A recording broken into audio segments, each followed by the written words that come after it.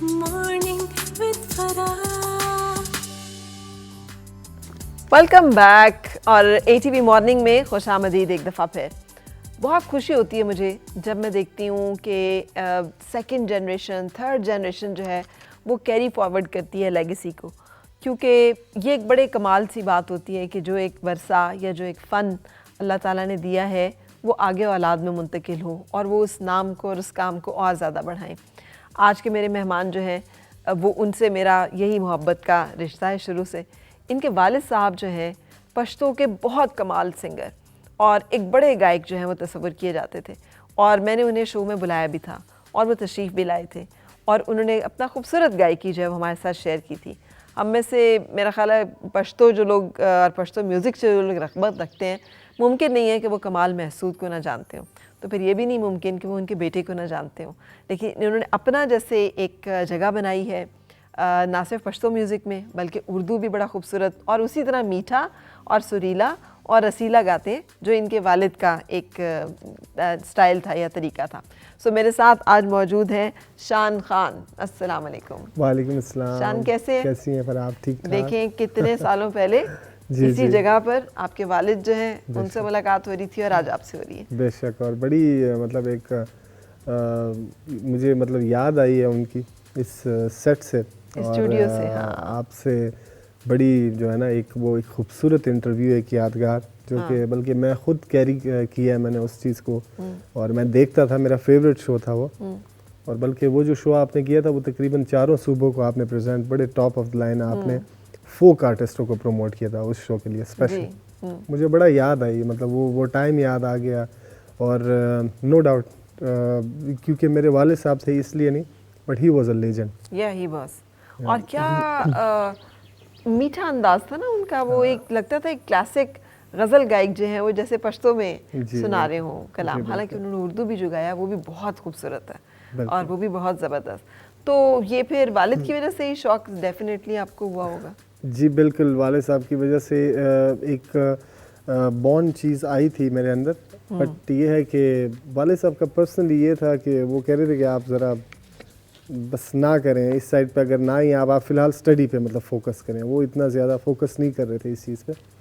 मुझे हॉस्टलाइज में रहा हूँ तकरीबन 7 इयर्स। बहुत छोटा था जब मैं हॉस्टल में गया, तकरीबन 6 इयर्स का था शायद। उन्होंने मुझे हॉस्टलाइज़ किया। मेरी वालदा का उसमें बड़ा हाथ था कि बस हॉस्टलाइज होना चाहिए। थोड़ा शैतान भी था, नॉटी सा बच्चा था।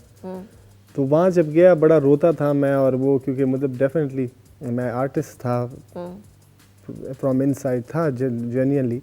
तो आर्टिस्ट वैसे ही फील ज़्यादा करता है चीज़ें, हालांकि बच्चा था मैं, तो मैं ज़्यादा रो रहा होता था। सब बच्चे मुझ पर हंसते थे कि यार अब क्या हो गया, मतलब ठीक है हॉस्टल में हम भी हैं। उसी वक्त से मैंने अपने आप को मतलब डिफरेंट एक चीज़ मैंने अपने अंदर देखी कि मतलब शायद मैं आर्टिस्ट हूँ, शायद इसलिए ज़्यादा सेंसिटिव हूँ आम लोगों से। मगर फिर सेकंड साइड पे जब मैंने देखा, मैंने कहा नहीं वैसे भी मैं शायद बच्चा ही हूँ, क्योंकि अगर मैं इतना दूर हूँ अपने वालिदैन से। वहाँ पर मैंने फिर एक टीम थी हमारी जो तराने, मिली तराने होते थे हमारे, मिली नग़मे जो है ना, उस टीम में मुझे सिलेक्ट किया गया। तो वो मैंने इतना अच्छा उसको मैं परफॉर्म किया। हमारे एक टीचर आते थे म्यूज़िक, कि उन्होंने मुझे वो पूरे जो हमारी टीम थी पूरी एकेडमी से, उधर से मुझे उन्होंने एक लीडर बना दिया कि मतलब you are the first lead singers हो गया। तो आप अब हम जो है ना पूरे मुल्तान का एरिया था वो जहाँ पर मेरी हॉस्टलाइजेशन थी, तो वो उन्होंने कहा कि आप पूरे मुल्तान के इसमें ना ये जो सेकंड पंजाब है आपका रीजनल, मेन पंजाबी का हिस्सा था, सराय की जो बेल्ट है उस पे आप जो है ना टॉप ऑफ द लाइन जितने वो हैं एकेडमीज़ हैं उनका मुकाबला है। तो आप लोग प्रिपेयर हैं इसके लिए। फिर वहाँ से जब हम लोगों ने किया, हमने विन किया, और उसमें ऑल क्रेडिट मुझे ये नहीं मगर मुझे ही मिला, क्योंकि मैं सबसे उनमें से सुरीला था। मतलब उस वक्त की बात है, मैं 7 साल का था। मैं अवार्ड मुझे मिला, तो मैं जब घर लेके आया तो अब्बू ने मुझे डांटा, कहते हैं किस चीज़ में लेके आया, तो मैं स्टडी में लेके आना चाहिए था। मैं था थोड़ा नालायक सा स्टूडेंट, कोई इतना ज़्यादा पक्का नहीं था। मगर ये है कि म्यूज़िक में उसी वक्त से मैं बहुत ज़्यादा अच्छा involved होने था। हार बिरवा के चिकने चिकने पात। मुझे ये बताएं कि हम तो समझ रहे थे KPK से नहीं निकले होंगे आप, तो आप मुल्तान कहाँ पहुँच गए हॉस्टल के लिए? बस ये मेरी पंजाब में बिल्कुल स्टडी हुई है, 7 इयर्स में वहाँ हॉस्टलाइज रहा हूँ क्योंकि हमारा जो घर था, अब तो वो बिक गया, भेज दिया हमने। हालांकि मैंने उस पर बड़ा डांट भी पड़ी है मुझे, मगर मैं बड़ा गुस्सा भी हुआ था वालिद साहब के साथ और मेरे बड़े भाई के साथ कि हमें ये एक आबाओ अजदाद का हमारा तो है ही है, साथ में जो है ना ये घर मतलब एक एफिलिएशन है, यहाँ मेरी स्कूलिंग हुई है 7th के बाद भी और स्टार्टिंग भी। DI खान एक सिटी है, डेरा इस्माइल खान, वहाँ पर हमारा घर होता था और उसके बाद से फिर टांग सिटी, फिर वज़ीरिस्तान शुरू होता है आगे। ठीक है।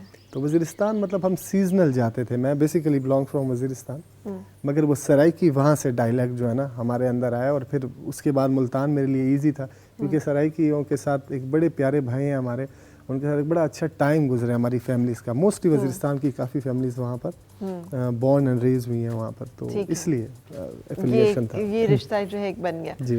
अच्छा, हॉस्टल भेजना चाहिए बच्चों को या नहीं भेजना चाहिए, क्योंकि आपका एक एक्सपीरियंस रहा है? ये एक बड़ा डिबेटेबल सा वो होता है ना आजकल, जो पेरेंट्स तो होते हैं वो सोचे होते हैं कि हम तो बच्चों की बेहतरी के लिए उन्हें हॉस्टल भेज रहे हैं। मैंने कई बच्चों से जो कि हॉस्टलाइज रहे हैं जो अब बड़े हो गए, लेकिन वो ट्रॉमेटाइज होते हैं, वो कहते हैं कि नहीं भेजना चाहिए। I am the same one actually, I am अच्छा। Still in a trauma. मतलब ठीक है, मतलब वो चीज़ है, मुझे अभी तक गिला होता है मेरी वालदा से, मतलब अभी तक मैं और मेरी वालदा के साथ एक वो चल रहा होता है मेरा कि नहीं मतलब आपने मेरे साथ ज़्यादती की थी। हाँ। ठीक है, मुझे नहीं करना चाहिए था, मुझे पूछना चाहिए था आपको, क्योंकि मैं नहीं था इस माइंड का बंदा ही नहीं था ना मैं। प्लस फिर हॉस्टल के भी कुछ मसले मसाइल होते हैं, काफ़ी अच्छे भी हैं, मैं ये नहीं कह रहा, मतलब स्कूल्स हैं, चीज़ें हैं, हॉस्टल कुछ पॉइंट से मतलब सही है, पेरेंट्स सही सोचते हैं, बट मेरे पॉइंट ऑफ व्यू से तो नहीं जाना चाहिए, बच्चों को नहीं भेजना चाहिए हॉस्टल, बिल्कुल भी। बिल्कुल। और कुछ अर्से पहले तक तो फिर भी हालात फ़र्क थे, अब तो बहुत ही ज़्यादा फ़र्क हो गया। अब तो मेरा ख्याल है पेरेंट्स खुद भी इतना दूर बच्चों को भेजने के लिए ज़हनी तौर पे तैयार नहीं होते, और चेंज हो गया, इरा ही चेंज हो गया। हाँ, अब तो बिल्कुल उसमें। अच्छा, ये फिर जब सफ़र शुरू हुआ तो ये आसान था? वालिद की भी ब्लेसिंग्स नहीं थी, वो भी नहीं चाह रहे थे कि आप गाओ, तो फिर क्या बना, कैसे फिर ये सारा? बस फरा फिर यही होता है, आर्टिस्ट स्ट्रगल जब करके आता है फिर आर्टिस्ट बनता है। और मैंने मतलब जहाँ तक आप खुद एक माशाल्लाह एक बड़ी one of my favourite artist actually, क्योंकि आप आर्टिस्ट हैं ट्रूली और समझती हैं उस चीज़ को, और आर्टिस्ट को जिस तरह से प्रमोट किया आपने वो जो है ना तारीफ़ के काबिल है। इसलिए मैं आपसे ये डिस्कस भी कर रहा हूँ चीज़ इस प्लेटफॉर्म पे, क्योंकि अब लोग भी और जो हमारे व्यूअर्स हैं मेरे ख्याल में वो भी बड़े नेचुरल और बड़े प्योर चीज़ मांगते हैं शायद आपसे, शायद वही सुनना चाह रहे हैं मुझसे और आपसे। तो मैं यही कहना चाहूँगा कि आर्टिस्ट ऐसे नहीं बनता, आर्टिस्ट गुज़रता है कई चीज़ों से, फिर ही वो जो है ना वो उभर के आता है। अदरवाइज़ जो है ना ये जो शायद ये बातें भी हैं कि इश्क हो गया है, मोहब्बत हो गई, किसी लड़की के इश्क में पागल, ये नो, इट्स नॉट लाइक, वो और भी गम है ज़माने में मोहब्बत के सिवा। तो मेरे ख्याल में आर्टिस्ट तो हर चीज़ से ही इश्क कर बैठता है ना, फिर वो धोखा उसको मिलना, ये चीज़ नहीं मिली, ये चीज़, फिर एट द एंड आपका रास्ता होता है। मतलब एज एन आर्टिस्ट मैं तो अपने रब से मिला जाके, मुझे मेरा रब मिला, ठीक है, आखिर में। और बस फिर पता चला कि बेसिकली जो रुकावटें थी या जो चीज़ें थी वो अल्लाह की तरफ से थी, बट उसमें एक बहुत बड़ा फ़ायदा ये हुआ कि मैं ख़त्म हुई मेरी। जब मैं ख़त्म हुई और तू शुरू हुआ, तो फिर तो अब इतना भी गाते हैं तो इतना लग रहा होता है दुनिया को। पहले बहुत भी गाते थे और लड़ रहा होता था अपने आप से कि नहीं, मतलब मैं you know I think I don't deserve this, ये मकाम मैं डिज़र्व नहीं कर रहा, और मैं बहुत तो वो बचगाना भी था, बच्चे भी होते थे उस वक्त, और मैं का एक फैक्टर। वालिद साहब जब गए तो उसके बाद काफ़ी कुछ सीखने को मिला और उनकी बातें बड़ी याद आती हैं। एक शेर सुनाते थे मुझे वो, अल्लाह उन्हें जन्नत नसीब करे, अब तो हमारे दरमियान नहीं है, बट मैं उनसे पूछता था, वो कहते थे बेटा ये चीज़ें तब याद आएंगी जब मैं नहीं होऊंगा, ये याद, और आज वाकई याद आ रही है, क्योंकि था तो आर्टिस्ट, मैंने कैप्चर की उनकी सारी चीज़ें, मेरे आइडियल थे। उन्होंने कहा था कि मैं उनको कहता था कि जैसे मेरे बड़े भाई हैं, मैंने कहा और मैं हूँ, अबू जी आप, मुझे लग रहा है कि थोड़ा फर्क कर रहे होते हैं। मतलब क्या है ये पेरेंट्स और ये क्या होते हैं, ये मुझे तो नहीं कहता। बेटा जब आपकी औलाद अल्लाह आपको नसीब करे, और अब है मेरे माशाल्लाह 3 बच्चे, तो फिर आपको रियलाइज़ होगा। वो कहते हैं कि एक शेर है कि चकोर, एक परिंदे का नाम है, चकोर खुश थी कि बच्चों को आ गया उड़ना। चकोर खुश थी, चकोर खुश थी कि बच्चों को आ गया उड़ना, उदास भी थी, उदास भी थी कि रुत आ गई बिछड़ने की। वाह वाह वाह बड़ा- वाह। हाँ, ये एम्प्टी नेस्टर्स जो है ना, ये उन सबको इस फीलिंग का पता है। बहुत सारे सीनियर सिटीजन्स जो देख रहे होंगे शो, आप यकीन करो शान, ये कितना बड़ा अलमिया है, या अलमिया कहूँ क्या लफ्ज़ कहूँ। मैं बहुत सारी ऐसी फैमिलीज़ को जानती हूँ, उन घरों में जाएं आप तो अंकल आंटी अकेले हैं, बच्चे कहाँ हैं सारे, वो कोई किसी मुल्क में बैठा हुआ है, कोई किसी मुल्क में बैठा हुआ है, कोई किसी मुल्क में बैठा हुआ है, और सर्वेंट्स हैं और वो लोग अकेले हैं। तो वो मैं देखती हूँ उनको ना, तो वो उन सब की कहानी है कि बच्चों के कमरे उसी तरह। मैं कई ऐसी आंटियों को जानती हूँ जो रोज़ाना सुबह उठती हैं और अपने बच्चों के कमरे उसी तरह साफ़ करवाती हैं जैसे जब वो होते थे तो वो साफ़ करवाती थी, कि ये मेरे बेटे का कमरा है, तो ये छोटे बेटे का कमरा है, तो ये बेटी का कमरा है, तो वो जब आते हैं तो यहाँ रहते हैं। तो वो उसी में उनकी ज़िंदगी जो है वो गुजर रही है। और वो एक घोंसला नहीं जैसे होता जिसमें से परिंदे उड़ चुके हों तो वो खाली होता है, तो वो वाली एक तो ये ज़िंदगी की बड़ी एक, ये बिल्कुल आपने सही कहा फरा। मैंने खुद ये चेक किया है, मैंने मतलब मेरे आंखों देखा हाल है, ये हकीकत है, ये हकीकत है। अब जबकि हमारे बच्चे जो है नस्ल जो है ना बड़ी तेज़ी के साथ बाहर जा रहे हैं, और अक्सर उनमें से सबकी ख्वाहिश होती है कि किसी तरह बाहर चले जाएं, और काफ़ी लोग हैं भी। तो ये हमारे माशरे में ये जो बुज़ुर्ग हैं जो अनअटेंडेड हैं, ये एक बहुत बड़ा मसला है जिसकी तरफ शायद लोगों की इतनी ध्यान और तवज्जो अभी नहीं है। बिल्कुल नहीं है। और बल्कि मगर कुछ चीज़ों में मैंने ये भी देखा कि मतलब जो कुछ ऐसे पेरेंट्स हैं जो अभी भी वो देख भी रहे होते हैं कि ऐसा है, शायद फ्यूचर यही आने वाला, मगर वो कह रहे हैं कि नहीं जाना चाहिए उन्हें। हाँ, तुम चले जाओ, रोक नहीं सकते ना। वो जो आपने शेर अभी पढ़ा है, उदास भी थी कि रुत बिछड़ने की भी आ गई। क्या खूबसूरत आपने इस चीज़ को डिफाइन किया, और बल्कि आज के एक रियलिटी पे नज़र डाली आपने। यही हकीकत है, ये वजह है, क्योंकि अब पेरेंट्स का प्यार तो फिर बेमिसाल है। वो अपने लिए रोकते भी नहीं और जाने वालों को रोक भी नहीं सकते, और वो कि उनकी ज़िंदगी में क्या रास्ते में हम ना आ जाएंगे। अच्छा शान, लेकिन आप हम ये समझते हैं कि जी चूँकि वालिद गाते थे और इतने बड़े सिंगर थे तो आपके लिए तो बड़ी आसानी होगी कि जी उनके बेटे आ गए हैं, कमाल महसूस साहब और वालिद साहब भी कहते होंगे जी मेरा बेटा है। आप जो बता रहे हो तो उसमें तो ऐसा मुझे रंग नहीं नज़र आया अभी, तो कहानी क्या है फिर? इस पे बड़ी लड़ाइयाँ तो नहीं है ना सेंस के, मतलब बहुत डांट पड़ी है मुझे। फिर डेफिनेटली एक टाइम था जब मैंने अपनी स्टडी वगैरह कंप्लीट की, मैं ग्रेजुएशन कर रहा था, बल्कि वो भी पूरी नहीं कर पाया, दरमियान 3rd ईयर में मैं छोड़ दी। इतना ज़्यादा पैशन था मेरे अंदर म्यूज़िक एंड ऑल दैट। तो एक बैंड मैंने बनाया जो कि आपके पास हमने इंटरव्यू भी किया था, अलग एक बैंड होता था मेरा, I was the lead vocalist.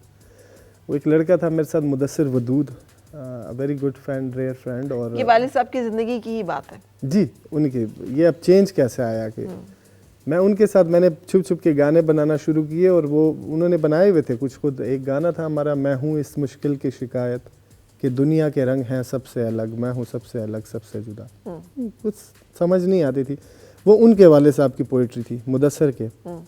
तो मैंने गा दिया, उन्होंने ऑलरेडी बनाया था मगर वोकलिस्ट नहीं था बैंड में।